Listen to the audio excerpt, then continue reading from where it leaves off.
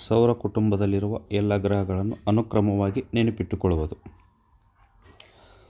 ಸೋಮವಾರ, ಮಂಗಳ, ಬುಧ, ಗುರು, ಶುಕ್ರ, ಶನಿ ಅಂದರೆ ವಾರಗಳನ್ನು 2 ಸಲ ಬರ್ಕೊಂಡು ಬಿಡಬೇಕು.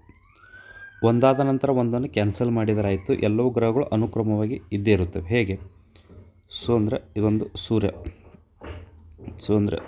ಮಂಗಳ ಕ್ಯಾನ್ಸಲ್, ಬುಧ, ಗುರು ಕ್ಯಾನ್ಸಲ್, ಶುಕ್ರ, ಶನಿ ಕ್ಯಾನ್ಸಲ್, ಭೂಮಿ, ಸೋಮ ಕ್ಯಾನ್ಸಲ್, ಮಂಗಳ, ಬುಧ ಕ್ಯಾನ್ಸಲ್, ಗುರು, ಶುಕ್ರ ಕ್ಯಾನ್ಸಲ್, ಶನಿ, ಕೊನೆಯದಾಗಿ ಯುರೇನಸ್. ಅದೇ ಥರನಾಗಿ ಇಂಗ್ಲೀಷ್ನಲ್ಲಿ ಬೇಕಾಗಿತ್ತಂದರೆ my very educated mother just shown us nice planets ಅಂತೇಳಿ ನೆನ್ಪಿಟ್ಕೋಬೇಕು. ಮೊದಲನೇ ಅಕ್ಷರ ಎಮ್ ಅಂದರೆ ಮರ್ಕ್ಯುರಿ, ವಿ ಅಂದರೆ ವೆನಸ್, ಇ ಅಂದರೆ ಅರ್ತ್, ಎಮ್ ಅಂದರೆ ಮಾರ್ಸ್, ಜೆ ಅಂದರೆ ಜುಪಿಟರ್,